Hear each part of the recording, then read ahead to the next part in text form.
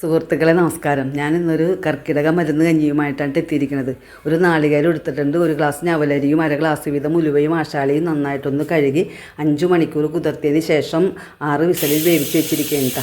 പൂറ്റി, മുയൽച്ചെവി, പൂവാങ്കുരുന്ന്, തുമ്പ, കുടലുരുക്കി, തൊട്ടാവാടി, കീഴാനെല്ലി, അഴുതാമ, കയ്യൂന്യം, മുറികൂടൻ, നിലമ്പാല, ചെങ്ങലവരണ്ട, വെട്ടടമ്പ്, ചെറുകുള 14 ഇനം ഔഷധച്ചെടികളാണ് ഞാനിവിടെ എടുത്തിരിക്കുന്നത്. ഇത് നന്നായിട്ടൊന്ന് കഴുകി ചെറുതായിട്ടൊന്ന് കട്ട് ചെയ്തിട്ട് മിക്സിയുടെ ജാറിലിട്ട് അരിച്ച് വെച്ചിരിക്കണേണിത്.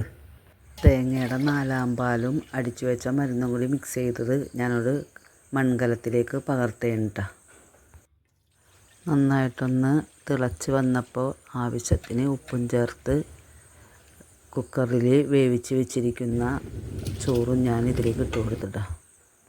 ചതുപ്പും തലേദിവസം വെള്ളത്തിലിട്ട് കുതിർത്തിയ കട്ടും അരച്ച് ഞാനിതിലേക്ക് ചേർത്തിട്ടുണ്ട്. ഇപ്പം നന്നായിട്ടൊന്ന് തിളച്ച് കുറുകിയിട്ടുണ്ട് കേട്ടോ. അപ്പം ഇനി ജീരകവും തിളപ്പിച്ച ശർക്കര നീരും തേങ്ങയുടെ ആദ്യ പാലും ഞാൻ ഒഴിച്ച് കൊടുക്കുകയാണ്. നമുക്ക് ഈ കഞ്ഞിയിൽ ആവശ്യമുണ്ടെങ്കിൽ ബട്ടറോ നെയ്യോ ചേർത്ത് കൊടുക്കാം കേട്ടോ. അപ്പം ഇന്നത്തെ കർക്കിടക മരുന്ന് കഞ്ഞി റെഡി ആയിട്ടാണ്. അപ്പോൾ ചൂടോടുകൂടി ഒരു 7 പേർക്ക് കുടിക്കാനുള്ള കഞ്ഞിയാണ് ഞാനിന്നിവിടെ റെഡിയാക്കിയിരിക്കുന്നത്.